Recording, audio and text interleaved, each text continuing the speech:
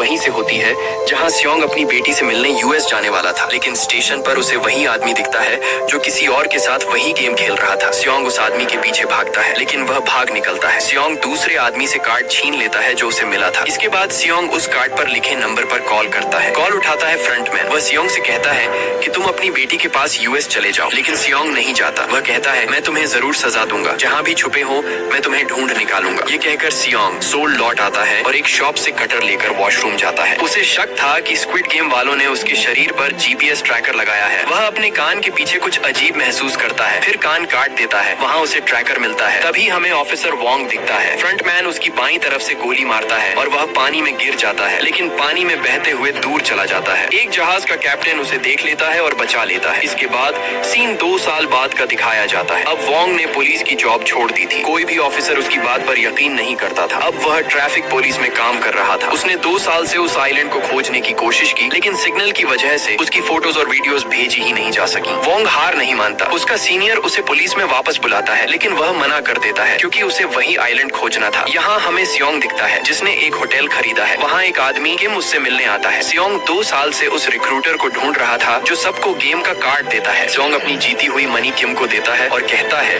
कि हर स्टेशन पर रिक्रूटर को खोजो। किम बाहर जाकर अपने आदमियों से कहता है कि रिक्रूटर को ढूंढो और लोगों को भी इस काम में लगाओ। इसी दौरान वोंग उस कैप्टन के साथ आइलैंड खोज रहा था जिसने उसे बचाया था, लेकिन अभी तक आइलैंड नहीं मिला। इधर किम और उसका साथी वूसक अपने आदमियों को रिक्रूटर के बिहेवियर के बारे में बताते हैं। किम उन्हें ग्रुप्स में बांट देता है और कहता है कि हर स्टेशन पर जाओ और रिक्रूटर की फोटोज भेजो। सब स्टेशंस पर जाकर रिक्रूटर को खोजने लगते हैं और सियोंग को अपडेट्स देते रहते हैं, लेकिन कई दिनों बाद भी रिक्रूटर नहीं मिलता। वोंग भी लगातार आइलैंड ढूंढता है, लेकिन उसे भी कुछ नहीं मिलता। वह खोज छोड़ने का फैसला करता है। एक दिन स्टेशन पर बैठे किम और वूसक रिक्रूटर को किसी और के साथ गेम खेलते देखते हैं। किम तुरंत सियोंग को फोन करता है और बताता है कि रिक्रूटर मिल गया है। किम और वूसक उसका पीछा करने लगते हैं। सियोंग भी रिक्रूटर को पकड़ने के लिए निकलता है। रास्ते में उसकी ओवर स्पीडिंग की वजह से पुलिस उसे रोक लेती है। इधर वोंग का साथी सियोंग को चेक करता है, लेकिन कोई गलत चीज नहीं मिलती। बस उसकी कार में कई मोबाइल्स और टैबलेट्स पड़े थे। वोंग कंट्रोल रूम जाकर डिटेल्स चेक करता है और पता चलता है कि ये वही सियोंग है। वोंग को याद आता है कि सियोंग पहले भी उसके भाई इनहू के बारे में पूछ चुका था। इस बीच किम और वूसक रिक्रूटर का पीछा करते हुए एक गली तक पहुंचते हैं। रिक्रूटर उन्हें पकड़कर मारता है। कुछ देर बाद सियोंग भी उनकी लोकेशन ट्रैक करके पहुंचता है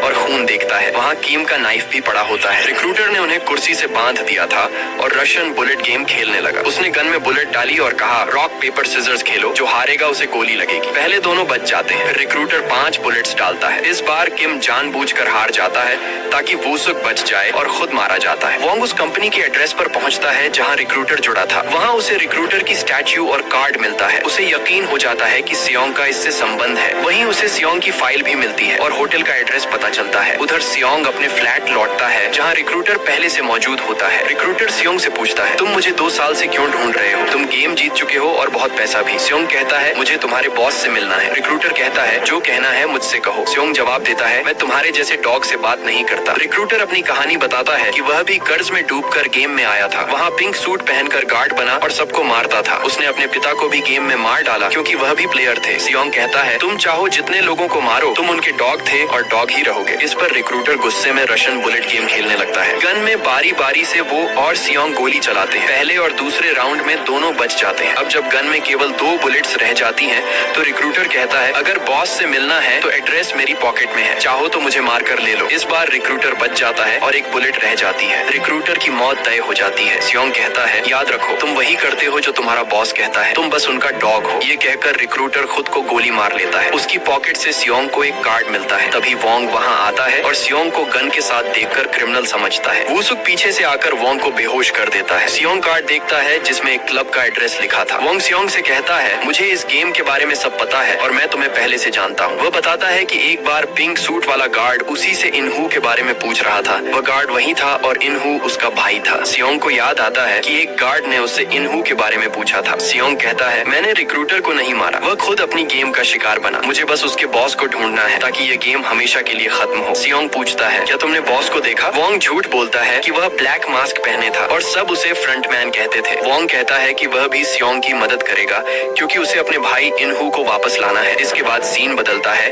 और हमें नियोल नाम की लड़की दिखाई जाती है। वह कॉस्ट्यूम पहनकर बच्चों को एंटरटेन करती है। एक छोटी बच्ची उस पर बहुत भरोसा करती है है, लेकिन उसे ब्लड कैंसर है और उसके पिता के पास इलाज के पैसे नहीं है। एक दिन वह बच्ची इमरजेंसी में हॉस्पिटल लाई जाती है। नायल भी उसे देखने आती है और उसके लिए दुखी हो जाती है। वह उसका इलाज कराना चाहती है, लेकिन उसके पास खुद के लिए भी पैसे नहीं है। नायल का एक बच्चा है, लेकिन वह नॉर्थ कोरिया में है। नायल साउथ कोरिया आ गई थी और अब अपने बच्चे को बुलाने के लिए एजेंट की मदद ले रही है, लेकिन एजेंट को उसके बच्चे के बारे में कुछ पता नहीं है। रात को नायल अपनी कार में सो रही होती है, तभी सूट पहने एक आदमी आता है और उसे स्क्विड गेम का कार्ड देता है। सुबह होते ही नायल अपनी ऑफिस जॉब से रिजाइन कर देती है। न्योल कार्ड मिलने के बाद स्क्विड गेम वालों को कॉल करती है। फिर वह पिकअप लोकेशन पर पहुंचती है। वहां रूम नंबर 11 में उसे पिंक सूट पहनाया जाता है, यानी न्योल को प्लेयर नहीं बल्कि गार्ड बनाया गया था। इधर सियोंग और वोंग फ्रंटमैन को पकड़ने की योजना बना रहे थे। उन्होंने स्पेशल फोर्सेज की एक टीम भी ढूंढ ली थी और सब शूटिंग प्रैक्टिस कर रहे थे। सियोंग अपने दांत निकालकर उसमें ट्रैकर लगा देता है ताकि उसकी लोकेशन पता चल सके। इसके बाद सब कार्ड पर लिखे एड्रेस पर पहुंचते हैं। वहाँ एक हैलोवीन पार्टी चल रही थी। सियोंग और वुसुक क्लब के अंदर जाते हैं। बाहर वोंग उसी पिंक सूट गार्ड को देखता है और तुरंत सियोंग को बताकर क्लब में चला जाता है। एक गार्ड वुसुक को शॉक देकर बेहोश कर देता है, दूसरा सियोंग को अपने साथ आने को कहता है। उसकी लोकेशन देखकर वोंग भी पीछा करता है और देखता है कि गार्ड उसे कार में ले गया है। कार में स्पीकर से फ्रंटमैन की आवाज आती है। वह सियोंग से कहता है, इतना पैसा मिला है, अपनी बेटी के साथ जाओ और लाइफ एंजॉय करो। सियोंग जवाब देता है, इस गेम को बंद करो, तुम लोगों की जान ले रहे हो। फ्रंटमैन कहता है, मैंने सिर्फ गेम बनाया, खेलना तो तुमने खुद चुना। वोंग भी सब सुन रहा था। वह अपनी टीम से कहता है कि कार को ओवरटेक करो, लेकिन तभी स्क्विड गेम के गार्ड स्नाइपर से उनके टायर्स पंक्चर कर देते हैं। फ्रंटमैन को इस बात का पता नहीं चलता। वह सियोंग से पूछता है, क्या तुम मुझे किडनैप करना चाहते थे? सियोंग ड्राइवर सीट पर गोली चलाता है, लेकिन मिरर बुलेट प्रूफ होता है। सियोंग कहता है, मुझे वापस उसी गेम में ले चलो। फ्रंटमैन यह सुनकर शॉक हो जाता है, क्योंकि सियोंग पहले गेम को खत्म करना चाहता था और अब खेलने की बात कर रहा था। वह मान जाता है। कार में गैस छोड़ा जाता है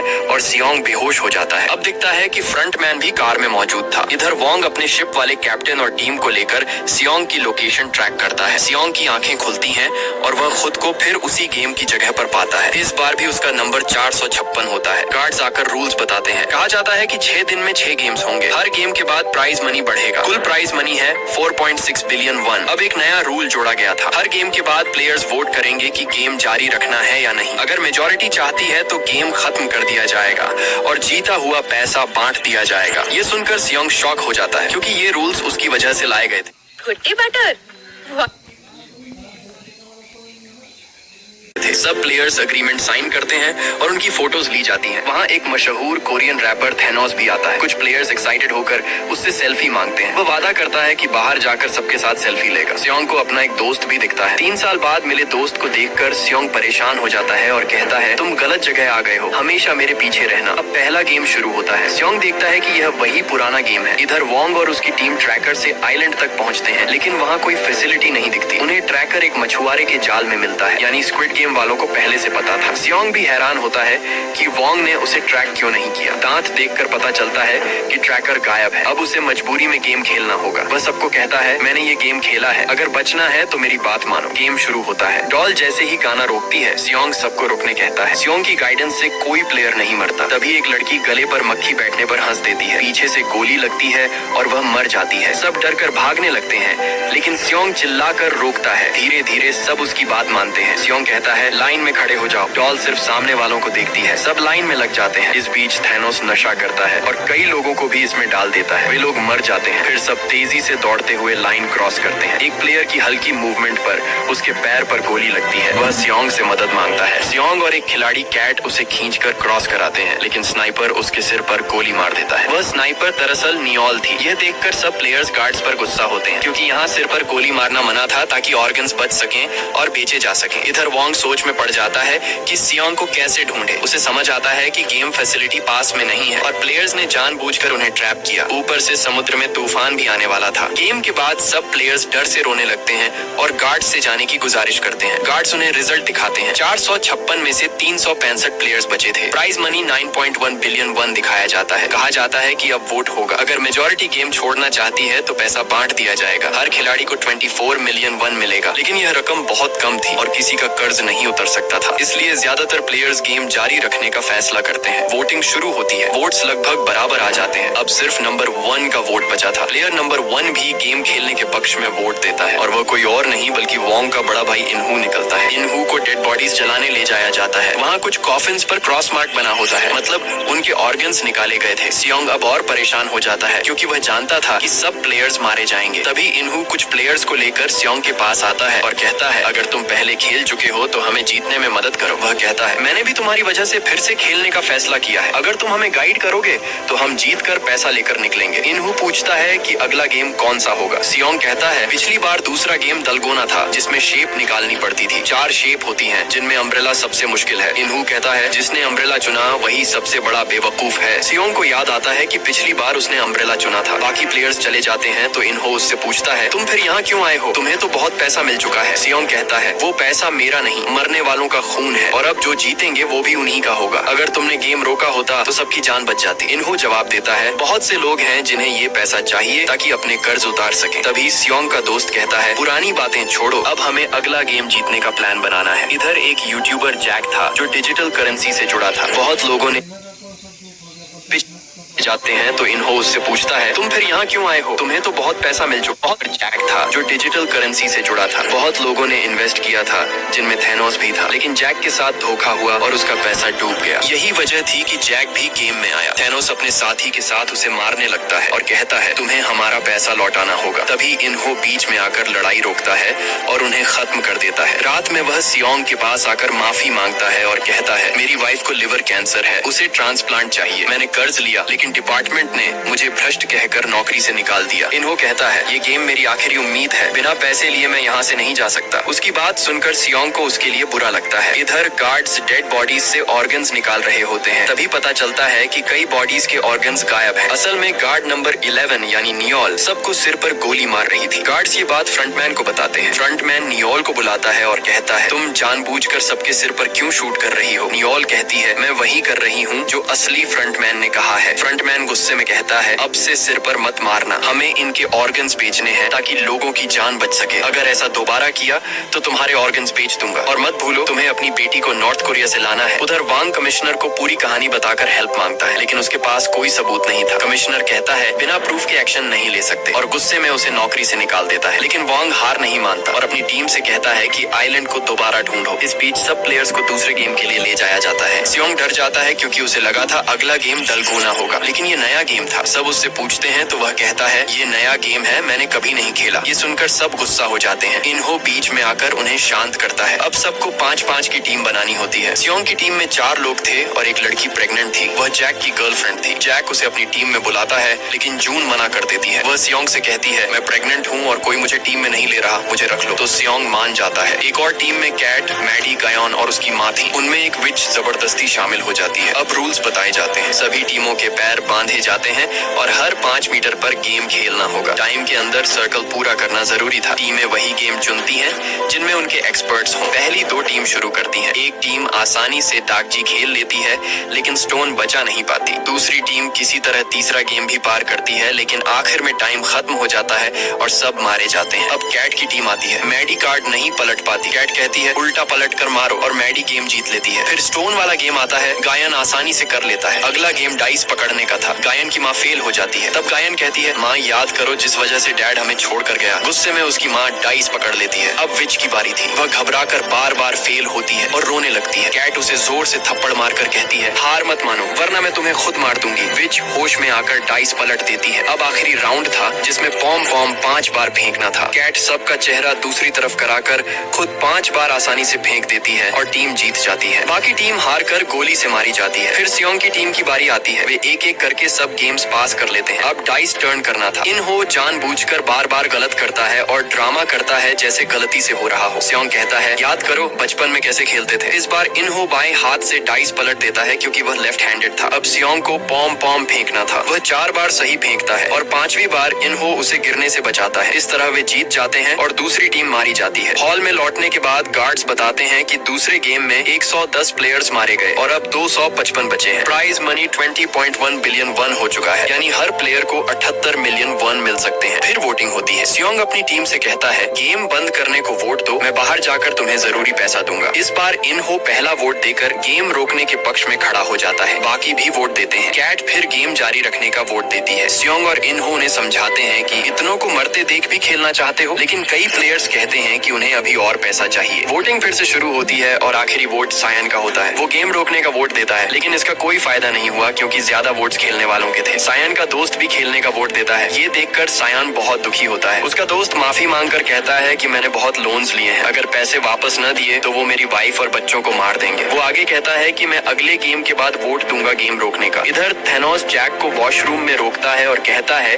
कि तुम्हें गेम अंत तक खेलना पड़ेगा ताकि मेरे ऊपर जो पैसे तुमने खर्च किए हैं वो वापस मिल सके। इसीलिए अगली बार वोट खेल जारी रखने का देना। तुम्हें 45 बिलियन वन जीत कर मुझे देने होंगे। जैक कहता है कि अगर मुझे 45 बिलियन मिले भी तो तब तक तुम मर चुके होंगे। ये सुनकर थेनोस गुस्से में उसकी गर्दन पकड़ लेता है। तभी इनहो वॉशरूम में आ जाता है और थेनोस जैक को छोड़ देता है। थोड़ी देर बाद लाइट्स बंद हो जाती हैं। सायन अपनी टीम से कहता है कि लाइट्स बंद होने के बाद हम पर हमला हो सकता है, क्योंकि मैंने देखा है कि लोग पैसे के लिए एक दूसरे को मारते हैं, इसीलिए हमें गार्ड करना होगा एक एक करके। जब सायन गार्ड कर रहा था, उसका दोस्त उठकर कहता है, तुम सो जाओ, मैं गार्ड करूंगा। सायन कहता है कि मुझे अभी नींद नहीं है। उसका दोस्त कहता है कि 3 साल पहले जब तुमने मुझसे पैसे मांगे थे, अगर मेरे पास होते तो मैं जरूर देता। सायन कहता है कि मुझे पता है और मैं तुमसे नाराज नहीं हूँ। उसका दोस्त कहता है, अब तुम्हें मुझे देना पड़ेगा, तुम्हारे पास इतने पैसे हैं, फिर भी तुम गेम में क्यों आए? सायन कहता है कि अगर मैं तुम्हारी आंखों के सामने मर जाऊं और तुम्हें इनाम का पैसा मिले तो तुम्हें कैसा लगेगा? उसका दोस्त कहता है कि ऐसा मत करना, हम दोनों साथ जीतेंगे और यहाँ से बाहर निकलेंगे। इनकी बातों से साफ पता चलता है कि उनकी दोस्ती बहुत गहरी है। वो बचपन से साथ हैं, स्कूल से लेकर जॉब तक। इनहो भी उनकी बातें सुनकर ये जान जाता है। दूसरी तरफ वोंग अपनी टीम के साथ फिर से सायन को ढूंढने निकलता है। अगला दिन शुरू होता है और सबको तीसरे गेम के लिए बुलाया जाता है। गार्ड्स भी तैयार होते हैं। इस गेम में उन्हें एक प्लेटफॉर्म पर खड़ा होना था। गेम शुरू होते ही प्लेटफॉर्म हिलेगा और फिर उन्हें एक नंबर दिया जाएगा। उन्हें उसी नंबर के हिसाब से टीम बनाकर किसी रूम में जाना होगा और दरवाजा लॉक करना होगा। जो बाहर रह गया उसे मार दिया जाएगा। अगर किसी रूम में प्लेयर्स ज्यादा या कम हुए तो उन्हें भी मार दिया जाएगा। प्लेटफॉर्म हिलना शुरू होता है और नंबर 10 दिया जाता है। सबको 10 प्लेयर्स की टीम बनाकर रूम में जाना होता है। सायन और कैट की टीम में 5-5 लोग थे, इसलिए दोनों टीम अलग अलग रूम में जाकर डोर लॉक कर लेते हैं। समय खत्म होते ही बाहर बचे सभी लोग मारे जाते हैं। फिर सब दोबारा प्लेटफॉर्म पर आते हैं। प्लेटफॉर्म फिर हिलता है और इस बार नंबर 4 आता है। थेनोस अपनी टीम से एक प्लेयर गिराकर बाकी 4 के साथ रूम में चला जाता है। कैट की टीम टेंट्रिक को छोड़कर चली जाती है। इनहो सायन से कहता है कि बाकी 3 लोग ले लो। वो नई टीम ढूंढना शुरू करता है। जैसे ही समय खत्म होता है, जो लोग बाहर बचे थे सब मारे जाते हैं। गार्ड्स देखते हैं कि एक रूम में सिर्फ 3 लोग थे, इसलिए वो भी मारे जाते हैं। इसके बाद सब बाहर निकलते हैं। टेंट्रिक कैट की टीम को अजीब नजरों से देखता है। इनहो भी सायन की टीम में आ जाता है और सब उसे जिंदा देखकर खुश होते हैं। सब फिर से प्लेटफॉर्म पर आते हैं। अब उन्हें 3-3 लोगों की टीम बनानी होती है। सायन अपने 3 प्लेयर्स को रूम में भेजता है। कैट और मैडी नया प्लेयर ढूंढने निकलते हैं। क्योन अपनी माँ के साथ जाना चाहता था, लेकिन 2 प्लेयर्स जबरदस्ती उसे ले जाते हैं। सही समय पर इनहो और सायन आते हैं और ग्योन की माँ को अपने साथ ले जाते हैं। बाद में कैट और मैडी ग्योन की माँ से मिलते हैं। उनकी जान एक तीसरे प्लेयर ने बचाई थी और अब वो भी उनकी टीम में शामिल हो जाता है। ग्योन अपनी माँ को छोड़कर जाने पर शर्मिंदा था, लेकिन उसकी माँ उसे गले लगाकर संभालती है। सब फिर से प्लेटफॉर्म पर आते हैं। इस बार नंबर 6 आता है। सायन अपनी टीम से कहता है कि डैनी और कैट की टीम के एक और प्लेयर के साथ चलो। सब जल्दी से रूम की तरफ बढ़ते हैं, लेकिन तभी मैडी एक प्लेयर से टकराकर गिर जाती है। वो रूम तक पहुंच पाती उससे पहले जैक दरवाजा बंद कर देता है। मैडी को कैट की आंखों के सामने मार दिया जाता है। ये देखकर कैट बहुत दुखी होती है और जैक पर गुस्सा निकालती है। जैक कहता है कि अगर मैं समय पर डोर लॉक न करता तो तुम सब मारे जाते। मैंने तुम्हारी जान बचाई है क्योंकि मैडी के पास अंदर आने का समय नहीं था। बाकी लोग भी मान लेते हैं कि जैक सही कह रहा है। अब अगला राउंड शुरू होता है। इस बार नंबर 2 आता है। क्योन अपनी माँ के साथ जाता है और जैक डैनी को लेता है। सब 2-2 की टीम बनाकर अलग अलग रूम में चले जाते हैं। सायन का दोस्त भी एक रूम में जाता है जहाँ पहले से एक प्लेयर मौजूद था। फिर वो तीसरे प्लेयर को मार देता है अपनी जान बचाने के लिए। ये देखकर सायन का दोस्त डर जाता है और समझ जाता है कि वो बहुत खतरनाक इंसान है। गेम खत्म होने के बाद सब नॉर्मल हो जाते हैं। इधर वांग ड्रोन की मदद से आइलैंड खोज रहा था। उसे एक छोटे गेट वाला आइलैंड दिखता है। वो सोचता है कि गेट के नीचे कोई फैसिलिटी होगी। वो अपनी टीम को लेकर वहाँ पहुँचता है। जैसे ही वो गेट खोलते हैं, धमाका हो जाता है।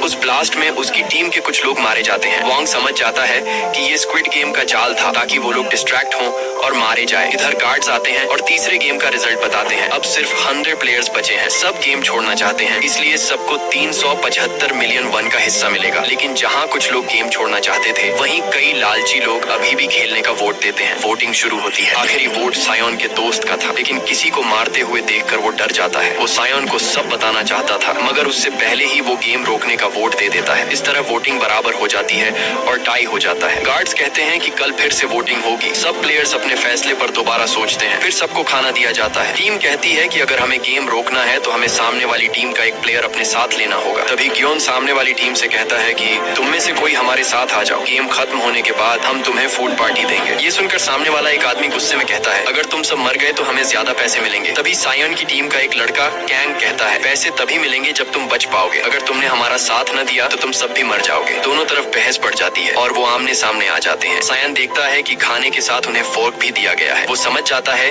कि इन्हें आपस में लड़वाने के लिए ही दिया गया है। इधर वॉशरूम में थैनोस एक लड़के को डरा रहा था क्योंकि उसने गेम रोकने का वोट दिया था। तभी जैक आता है और कहता है कि तुम किसी को ऐसे डरा नहीं सकते। बाकी एक्स लोग भी थैनोस पर गुस्सा हो जाते हैं और झगड़ा बढ़ जाता है। थैनोस जैक को बहुत मारता है और उसका गला दबाने ही वाला था। तभी जैक अपनी जान बचाने के लिए थैनोस को फोर्क से मार देता है। फोर्क उसकी गर्दन में घुस जाता है और थैनोस खून बहाकर वहीं मर जाता है। बाकी लोग भी आपस में लड़ने लगते हैं। गार्ड्स बाहर से सब देख रहे होते हैं क्योंकि वो यही चाहते थे। हॉल में सब देखते हैं कि 5 प्लेयर्स खत्म हो चुके हैं और रिवॉर्ड मनी बढ़ गई है। फिर वॉशरूम से लौटे प्लेयर्स सबको बताते हैं कि वहाँ कैसे फाइट हुई। दूसरी तरफ बोट पर एक आदमी उल्टी कर रहा था, इसलिए बाहर जाता है। उसे एक आवाज सुनाई देती है। वो जाता है और देखता है कि बोट का कैप्टन वहाँ वोंग के सिस्टम के साथ गड़बड़ कर रहा था। इसका मतलब ये था कि वो आदमी भी गेम में शामिल था, इसीलिए वांग पिछले 2 साल से आइलैंड नहीं ढूंढ पाया था। जब कैप्टन देखता है कि वांग के साथियों को सच पता चल गया है तो वो उसे पानी में फेंक देता है। आवाज सुनकर वू साक बाहर आता है और कैप्टन से पूछता है, तुम यहाँ इस समय क्या कर रहे हो? कैप्टन कहता है, बारिश हो रही है इसलिए मैं सामान चेक करने बाहर आया हूँ। यहाँ हमें पता चलता है कि असल में कैप्टन को इसलिए भेजा गया था ताकि वो वांग को पानी से बचा सके, लेकिन उसने उससे दूर ही रहने को कहा था। इधर सब लोग गेम में अपने साथियों की गिनती कर रहे थे कि लड़ाई में कितने लोग मरे। पता चलता है कि स्योंग की टीम के 2 लोग मारे गए थे, जबकि दूसरी टीम अब वोटिंग में जीत जाएगी। फिर अनाउंस होता है कि 30 मिनट में लाइट्स बंद होंगी। स्योंग समझ जाता है कि लाइट्स बंद होते ही सब एक दूसरे को मारना शुरू कर देंगे। दूसरी तरफ हम देखते हैं कि गार्ड्स लाशों के ऑर्गन्स पानी की तरफ ले जा रहे थे। फ्रंटमैन भी गार्ड्स को तैयार करता है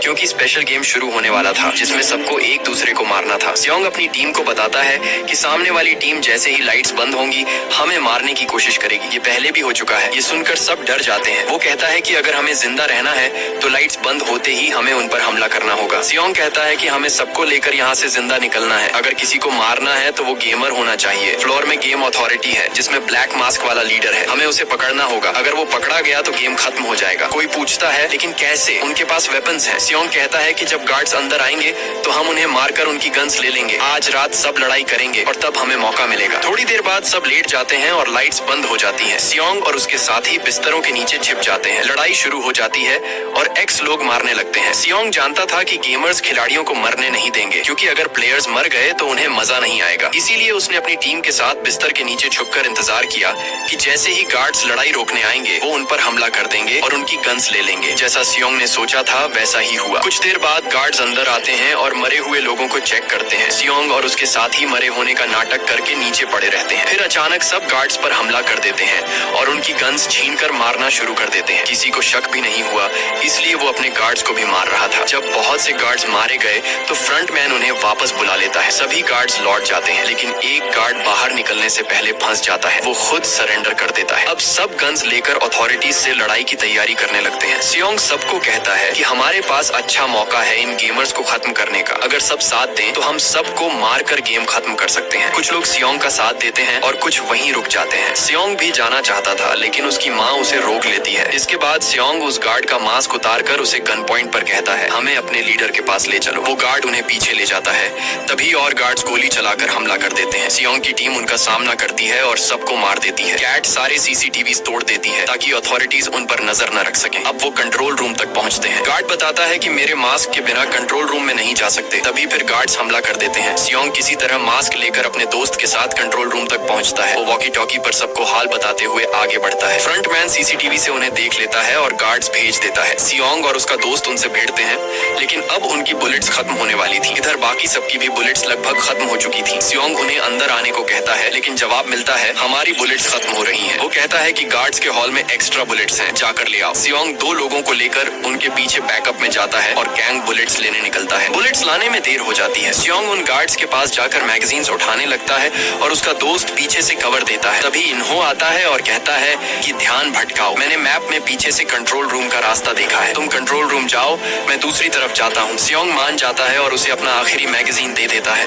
इधर कैंग वापस आ रहा था, लेकिन गोलीबारी की आवाज सुनकर डर जाता है और रुक जाता है। उसमें आगे बढ़ने की हिम्मत नहीं होती। कैट उससे वॉकी टॉकी पर मैगजीन्स जल्दी लाने को कहती है, लेकिन कैंग जवाब नहीं देता और वॉकी टॉकी फेंक देता है। कैट खुद मैगजीन्स लेने चली जाती है। सियोंग बाकी 2 लोगों को गार्ड्स मारने भेजता है, लेकिन अचानक उन पर पीछे से गोली चला देता है। फिर वॉकी टॉकी पर कहता है, माफ करना सियोंग, हम हार गए। ये सुनकर सियोंग सच मान लेता है कि इन्हो घायल है। तभी इन्हो उस आदमी को गोली मारकर मार देता है। सियोंग सब सुन रहा था और उसे लगता है कि उसका दोस्त इन्हो मारा गया। वो टूट जाता है। कैट हॉल में मैगजीन्स लेने पहुंचती है, लेकिन गार्ड्स आ जाते हैं। वो उन्हें मारने ही वाली होती है कि ग्योन की माँ उसे रोक लेती है। कैट भी रुक जाती है, लेकिन अभी तक मैगजीन्स नहीं आती और सब सरेंडर कर